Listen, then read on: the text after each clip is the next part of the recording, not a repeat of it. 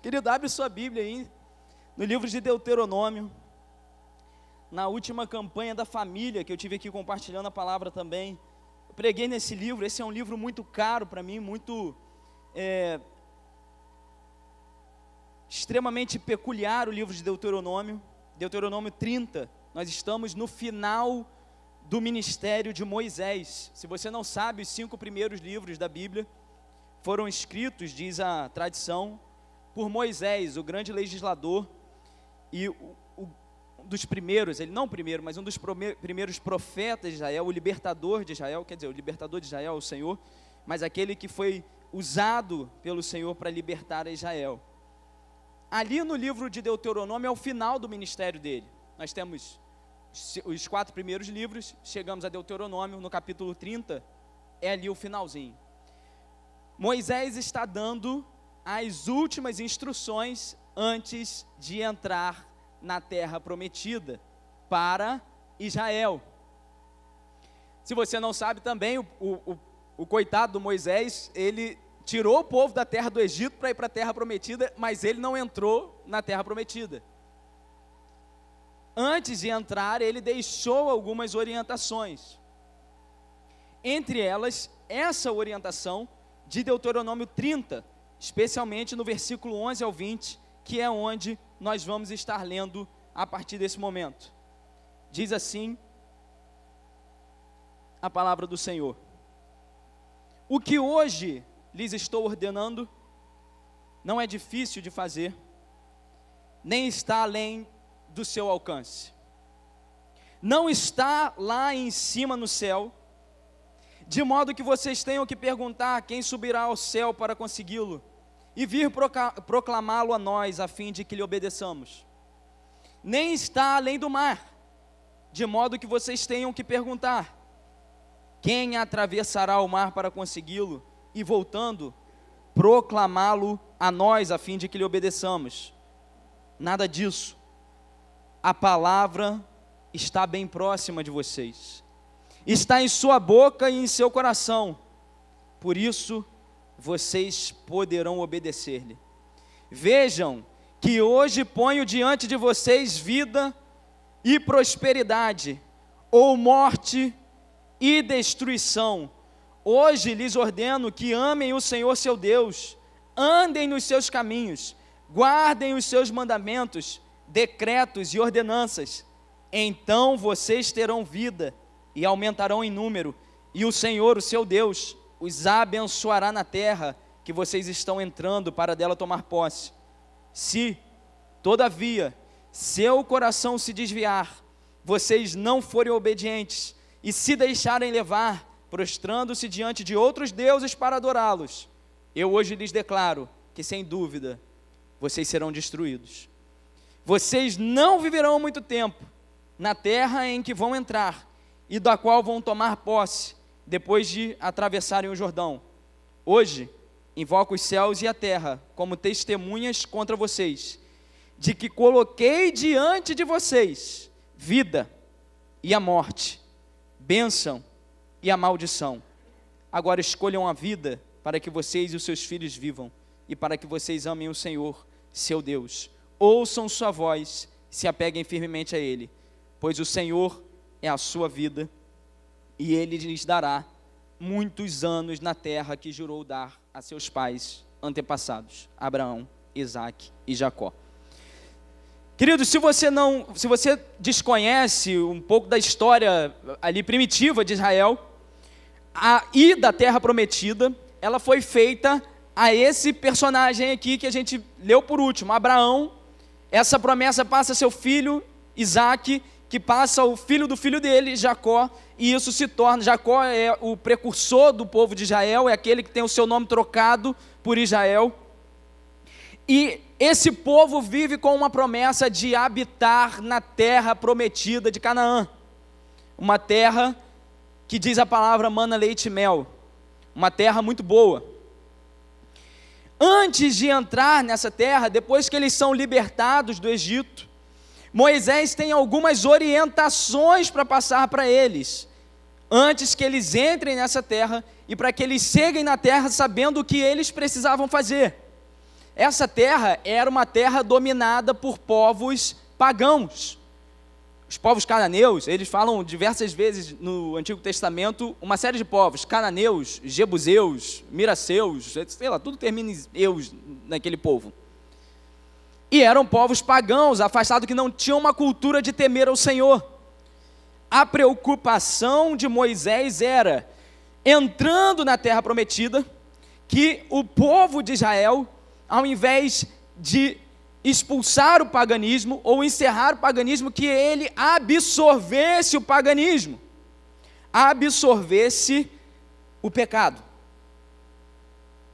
E é por isso que ele faz essas orientações aqui, e ele começa dando uma orientação extremamente interessante. Todos esses mandamentos que eu estou lhes dando não estão longe de você. Deus está nos fazendo aqui, está fazendo para o povo de Israel, e nós aprendemos com isso, Ele está nos fazendo um chamado para a santidade. Ele chama o povo de Israel, Ele convoca o povo de Israel a ser santo, a guardar a santidade. E esse, se a gente pudesse dar algum tema, é o tema da nossa pregação. Você é chamado para a santidade. Amém? Assim como o povo de Israel foi. E o que nós podemos aprender com esse texto aqui? O que nós podemos extrair da orientação de Deus para Israel diante da terra prometida para a nossa vida hoje? A primeira coisa que esse texto aqui nos ensina, foi isso que eu disse agora há pouco. Em primeiro lugar, esse chamado não está longe de você. Essa realização, essa santidade não está longe de você. Ela não é difícil. Não foi esse o primeiro versículo que nós lemos? Não foi isso que Deus disse logo no início? Essa santidade, ela é realizável. Ela é alcançável. Espera aí, Douglas, mas então você está chovendo no molhado. Porque é óbvio que dá para ser santo. É óbvio que a santidade é realizável, é alcançável, é atingível. Mas como eu ouço todo dia lá em casa, da minha pequena e brava esposa, o óbvio precisa ser dito. Porque na verdade isso parece óbvio, mas nós não vivemos como se isso fosse tão óbvio assim. Nós não vivemos como se nós pudéssemos alcançar a santidade. Pelo contrário, nós vivemos como se a santidade fosse algo absolutamente inalcançável. Na verdade, nós falamos isso entre a gente. Nós pensamos dessa maneira. A nossa cosmovisão, apesar de sabermos que Deus não nos daria um mandamento incumprível, nós vivemos como se o mandamento fosse incumprível. Como se a santidade não estivesse perto da gente. Olha o que Deus disse. Esse mandamento, o que eu estou ordenando, não é difícil de fazer. E ele está ao seu alcance. E aí ele continua dizendo, não está no céu, longe de ti, para que alguém tenha que ir lá e venha proclamar a você. Também não está depois do mar, para que alguém vá até o mar e depois venha proclamar para você. Ele está na sua boca e no seu coração. Ele está perto de você. O mandamento está perto de você, ao seu alcance. Mas a gente não vive dessa maneira. Na verdade, a gente vive como se a gente não pudesse fazer isso. Nós esquecemos de alguns textos bíblicos. Um texto extremamente famoso, em 1 Coríntios 10, 13, que diz assim: não sobreveio a vocês, tentação que não fosse comum aos homens. Olha isso. E Deus é fiel, Ele não permitirá que vocês sejam tentados além do que podem suportar. Mas quando forem tentados, Ele lhes providenciará um escape, para que possam suportar. Quantos acreditam que Deus é justo aí? Quantos acreditam que Deus é justo aí? Se Ele é justo, Ele nos daria um mandamento que nós não podemos fazer? Nunca. Se Ele é justo, Ele nos chamaria para algo que nós não podemos realizar? Nunca.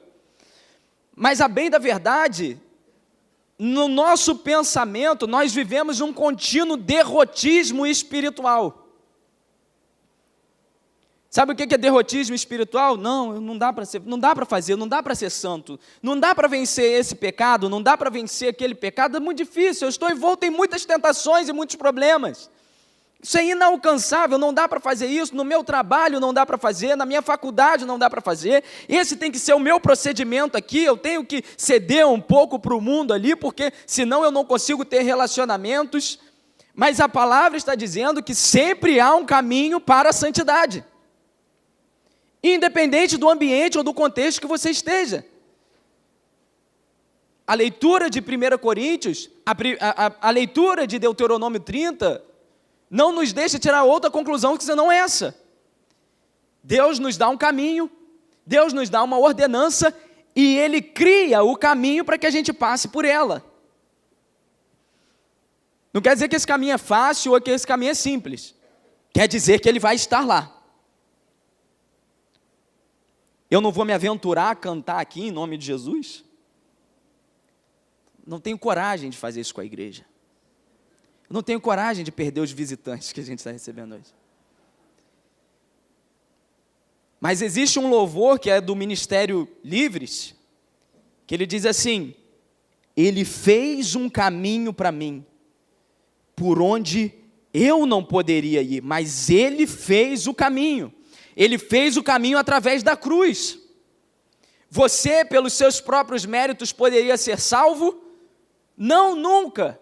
Você não poderia fazer a caridade que fosse, você não poderia ser as boas atitudes que fosse, você nunca seria salvo pelo seu próprio procedimento. Ele criou o caminho, e criando o caminho, depois Ele te fala para seguir por esse caminho. Ele dá a ordenança, e Ele cria a possibilidade de você cumprir essa ordenança. Querido, onde você estiver, seu trabalho, sua família, sua faculdade, outro contexto, no seu colégio, enfim, onde você estiver, se existe uma tentação lá, existe um jeito de ultrapassar essa tentação. Onde, seja qual for o contexto, seja quantas forem as tentações, ainda que seja um caminho estreito, dá para você passar ileso contra o pecado. Deus não seria Deus se Ele fizesse de outra maneira. Deus não seria justo se Ele fizesse de outra maneira. Esses dias eu estava lendo, eu estou muito veterotestamentário. Sabe o que é veterotestamentário? Vetero é de veterano, testamentário, testamento. Eu estou muito no Antigo Testamento, pastor. E esses dias eu estava meditando em Êxodo, cheguei no capítulo 16, e ali em Êxodo 16 é contada uma história extremamente interessante. Você aqui certamente já ouviu falar do maná de Deus, amém? Amém. Todo crente que vai abrir uma lanchonete, qual é o nome da lanchonete?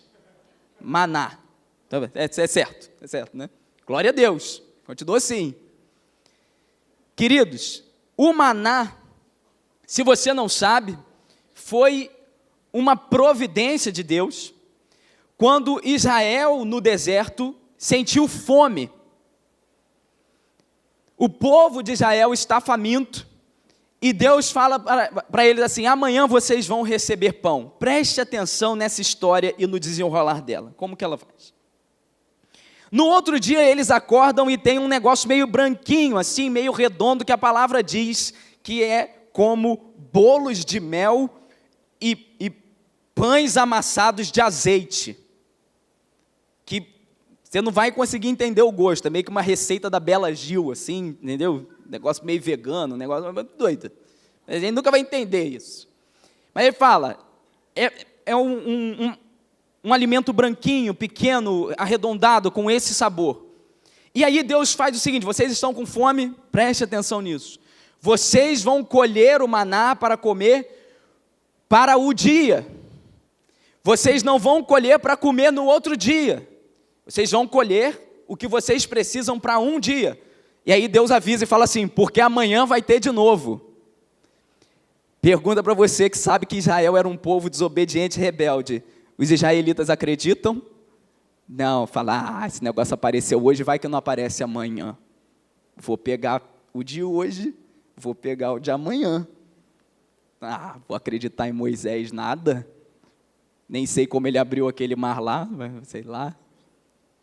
Vários dos israelitas pegam aquilo que é para um dia e pegam aquilo que é para um segundo dia também. O que acontece? Aquilo que eles pegaram a mais, não confiando na palavra do Senhor, apodrece. Apodrece, cheira mal, dá bicho.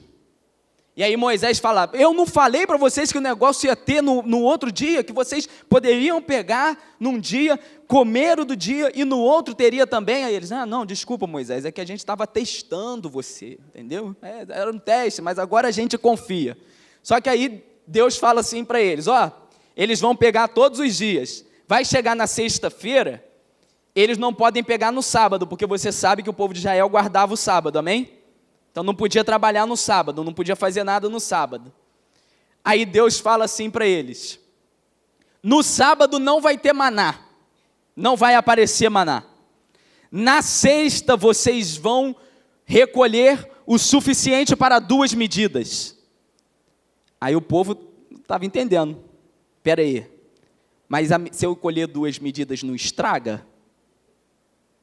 Sim, com exceção da sexta-feira. Na sexta-feira, para vocês poderem guardar o sábado, vocês vão poder colher esse maná, ele vai durar por 2 dias. E é isso que acontece. Para que o povo pudesse guardar o sábado, Deus reverte aquilo que ele tinha colocado sobre o maná. Esta porção, ela não vai apodrecer. Esta porção da sexta-feira, ela vai durar para a sexta e para o sábado. A dos outros dias apodrece, porque ele cria o ambiente para o povo ser santo. Ele cria o caminho para o povo ser santo, ele deu uma ordenança. No sábado ninguém colhe, no sábado vocês vão descansar, vocês vão consagrar esse dia para o Senhor. Então na sexta vocês vão colher mais e isso não vai apodrecer. Querido, se ele não fosse justo, ele ia te dar uma ordenança, ele ia dar uma ordenança para Israel, e o maná ia apodrecer do mesmo jeito, mas não é isso que acontece. Ele deu uma ordenança, ele vai criar o caminho para que você consiga ser santo.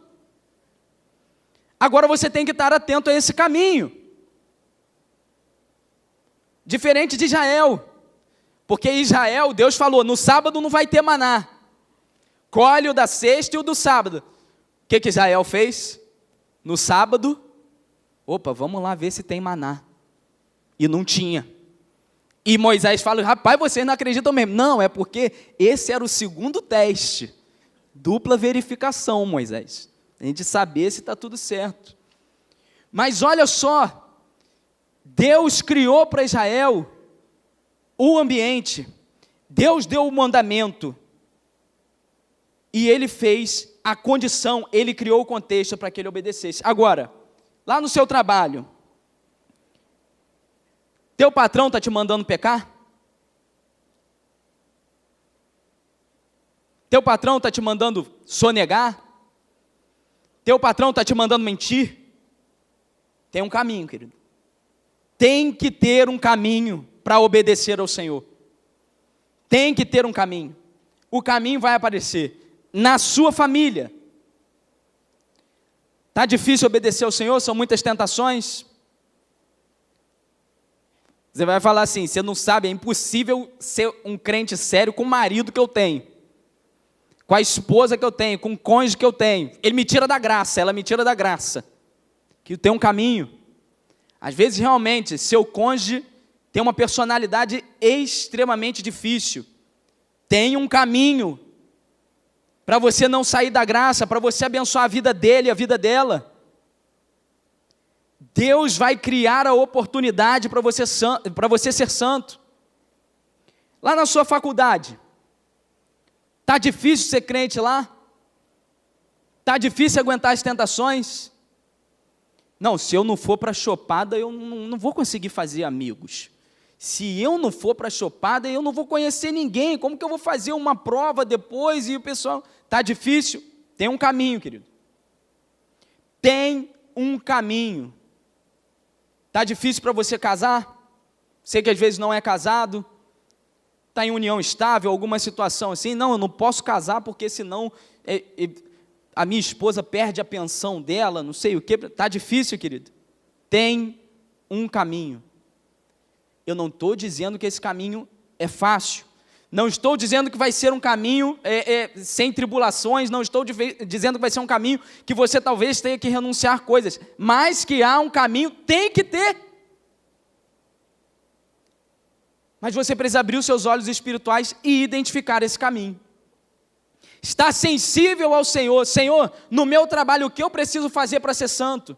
O que eu preciso fazer para passar a tentação? No meu casamento, na minha família, no meu trato com meu pai, com a minha mãe, no meu trato com meu cônjuge, com meu esposo, com a minha esposa, o que eu tenho que fazer para ser santo? Para exercer o seu mandamento, para te obedecer. Na minha faculdade, o que eu tenho que fazer para conseguir superar essas tentações aqui? Começa, querido, a ficar mais sensível espiritualmente. E Deus vai te mostrar o caminho em nome de Jesus. A gente passa aqui também, quando a gente estuda esse texto, a gente precisa entender essa figura que eu já falei anteriormente, que é o derrotismo espiritual. É o fato de você achar que você nunca vai conseguir vencer o pecado e que você vai sempre ser derrotado por ele. Deus te chamou para uma vida de santidade e plenitude. Não que eu seja santo, né? Mas a gente tenta caminhar para isso. O próprio apóstolo falou isso. Não que eu tenha alcançado, mas eu continuo indo para lá. Agora, sabe, certa vez fizeram uma pesquisa entre os crentes e perguntaram qual era o texto bíblico que eles mais se identificam. O texto bíblico que eles mais se identificavam era o texto de Romanos 7. Alguém sabe que texto é esse? Tirando o pastor, não se acalma. O texto bíblico de Romanos 7 é provavelmente um texto que você já ouviu falar muito e provavelmente você se identificou quando leu. É aquele texto que diz assim: eu não faço o que eu quero, aquilo que eu não quero, isso é o que eu faço. No meu corpo existe uma lei, existe uma briga, uma guerra, é basicamente isso que o apóstolo Paulo está falando.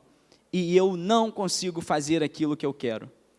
Esse texto bíblico era o que os crentes mais se identificam, demonstrando que a nossa mentalidade não é que a santidade é alcançável, mas que nós somos derrotados pelo pecado todo dia. Quando, na verdade, esse texto aqui, ele está sendo muitas vezes lido, interpretado fora do contexto. Aqui em Romanos 7, nós temos Paulo falando de uma perspectiva de alguém que vivia sob a lei. Ainda no judaísmo, ainda sobre o poder da religiosidade. E a religiosidade, é isso que Paulo vai falar em seguida em Romanos 8, não tem poder contra o pecado. Tanto é que em Romanos 8, ele diz assim: aquilo que a lei fora incapaz de fazer, Deus fez enviando o seu próprio Filho, à semelhança do homem, e assim condenou o pecado na carne, a fim de que as justas exigências da lei fossem plenamente satisfeitas em nós. Ou seja, em Romanos 7, que é o derrotismo espiritual que a gente se identifica, em Romanos 8, Paulo está falando, todas essas coisas passaram para aqueles que se converteram. Agora nós temos que viver em santidade e em vitória sobre o pecado.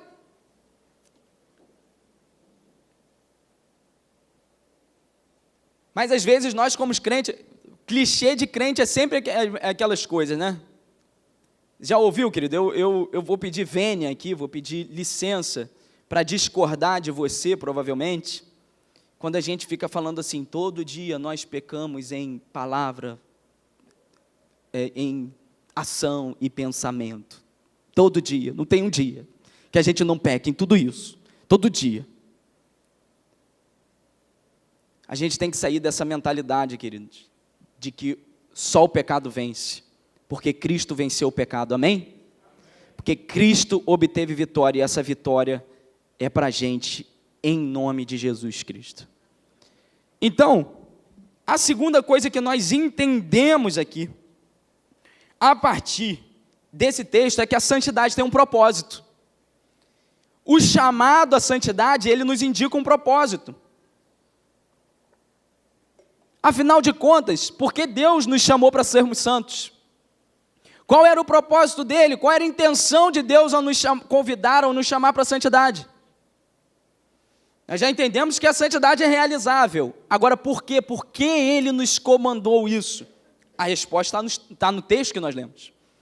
Vejam, a partir do versículo 15, diz assim: vejam que hoje ponho diante de vocês vida e prosperidade, ou morte e destruição.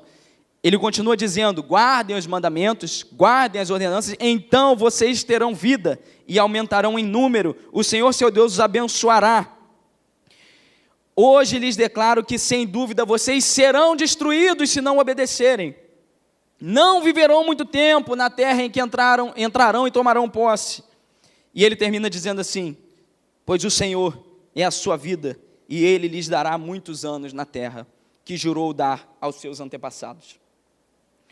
Várias vezes nesse texto, Deus está falando que o propósito do cumprimento da santidade, o propósito da santidade para você é vida, é prosperidade. E aqui, não diminuam o sentido de vida, ou limitem o sentido de vida e de prosperidade, sendo, não é vida, quando eu morrer eu vou ter vida se eu obedecer. Você vai sim, mas é vida nesta vida.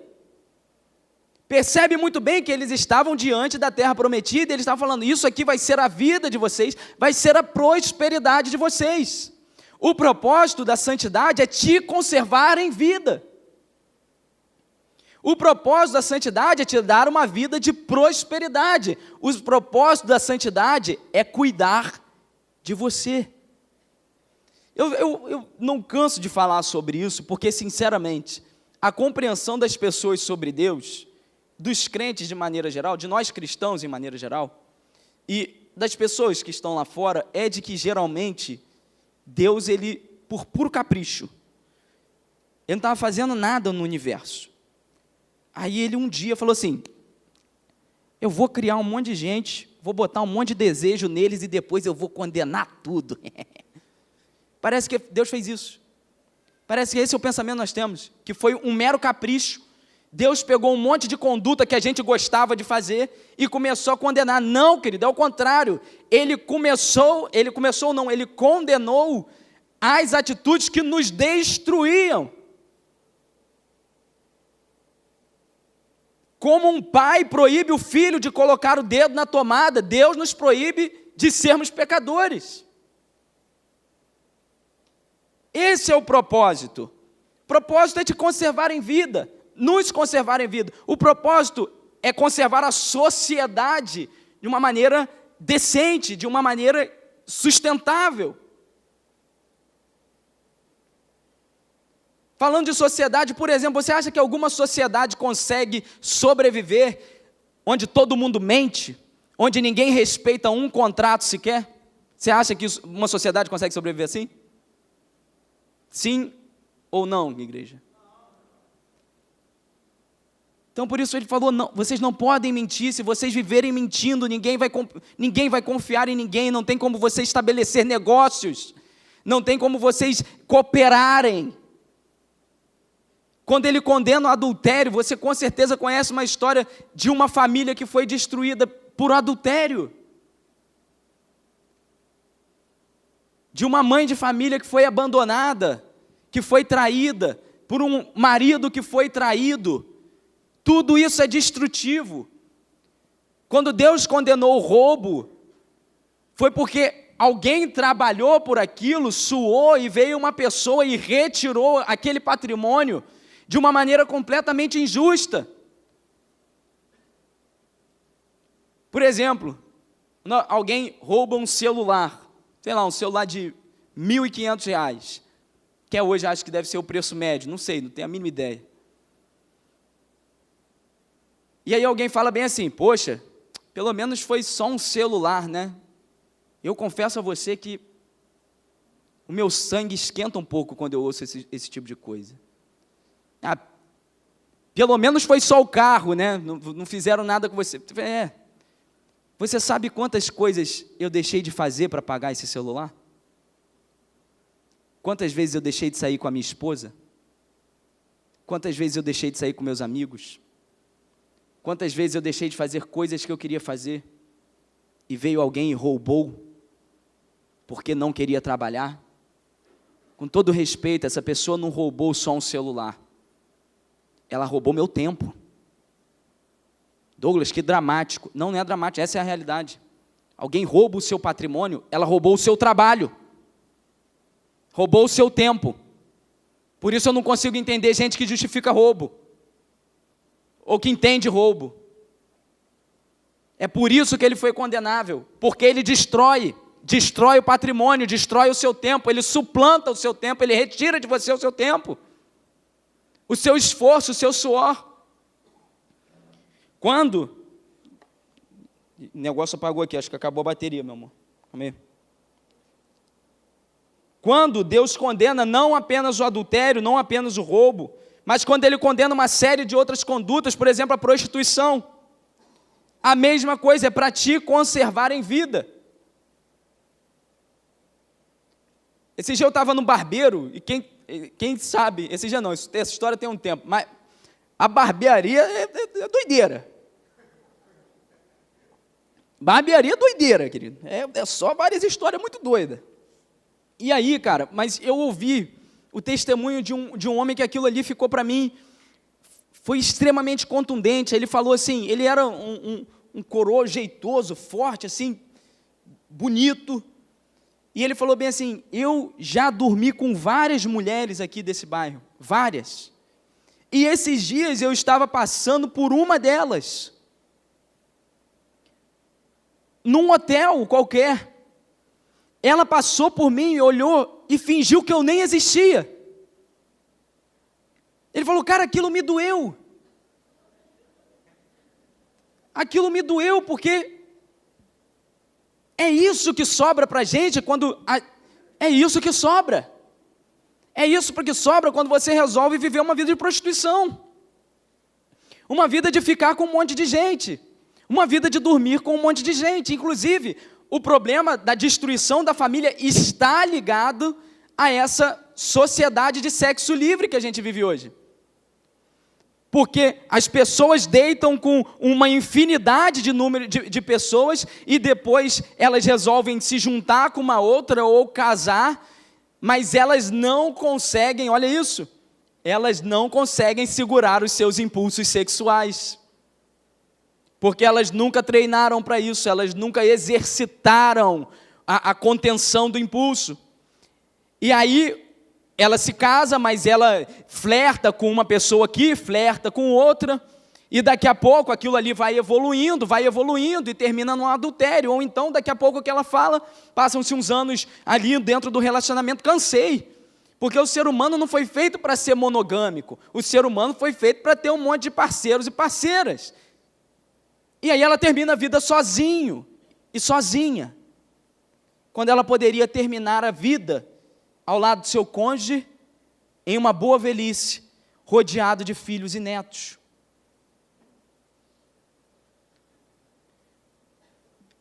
O propósito da santidade é proteger a sua vida.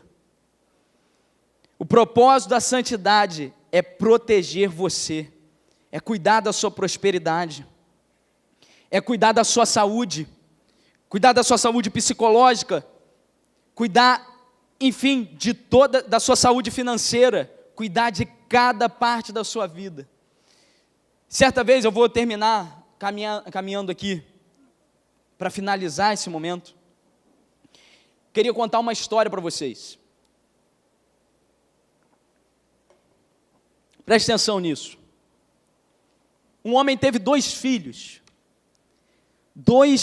gêmeos, que ele criou os 2, tentou o máximo possível fazer com que esses filhos fossem criados de maneira igual.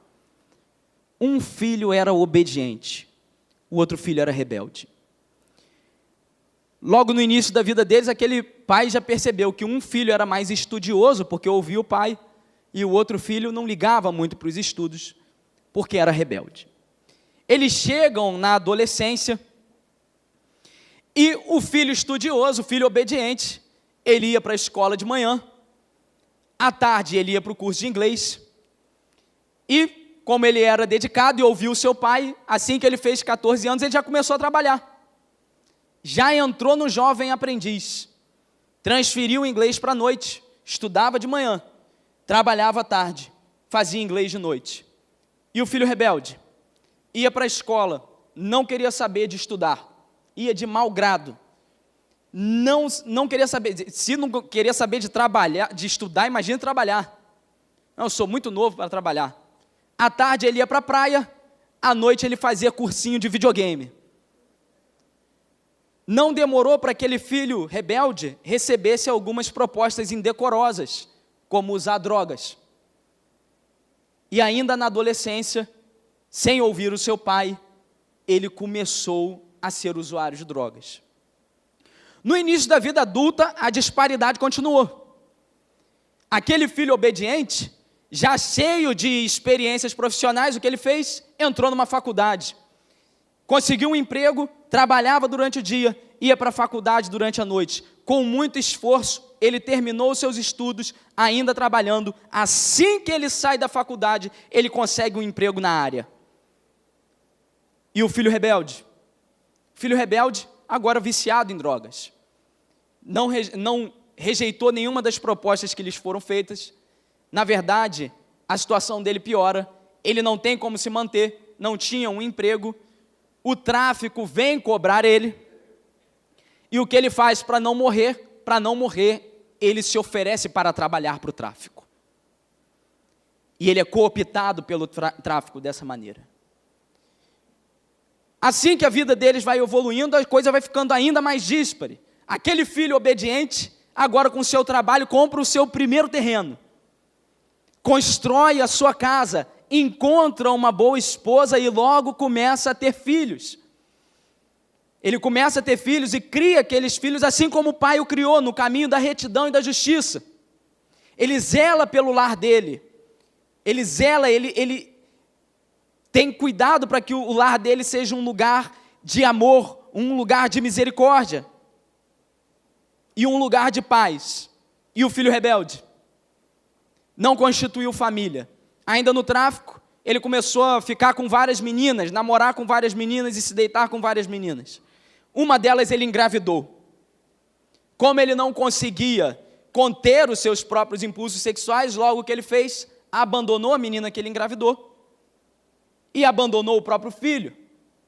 Não demorou muito, ele foi preso por não pagar pensão alimentícia. Passou 3 meses na cadeia, saiu da cadeia. A casa dele, se é que pode se chamar de casa, era um ambiente de zona, um ambiente de guerra, agrediu a mãe do filho dele, foi preso pela Maria da Penha, saiu depois, e, para completar a situação drástica, diante dos vários relacionamentos que ele teve, contraiu AIDS. Um dia,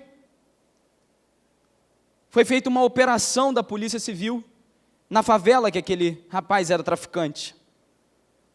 Ele foi baleado e ele morreu. No enterro, depois, na verdade, do enterro, chegaram para o pai daquele garoto e perguntaram assim: como que você conseguiu ter 2 filhos, um tão obediente, com uma vida tão próspera, com uma vida tão cuidada, e um outro que morreu de forma tão trágica e viveu uma vida tão trágica? E aquele pai respondeu simplesmente: um filho foi obediente, o outro não me escutou, o outro foi rebelde. Vocês conseguem perceber como o pecado é destrutivo? Como o objetivo da santidade é te conduzir pelo caminho de vida e de prosperidade, de paz, de família, de amor. E o caminho do pecado é a destruição, a desgraça, a guerra, a prisão, a doença. Esse foi o propósito da santidade, não foi com nenhum outro interesse. Deus não tinha outros interesses em nos mandar, em nos comandar a santidade, senão a proteção da nossa vida, porque nisso está a glória dele. A glória do Senhor está que você viva uma vida plena nele. Que você seja salvo das destruições do mundo, que você seja salvo das tentações do mundo e que você seja salvo do resultado dessas coisas.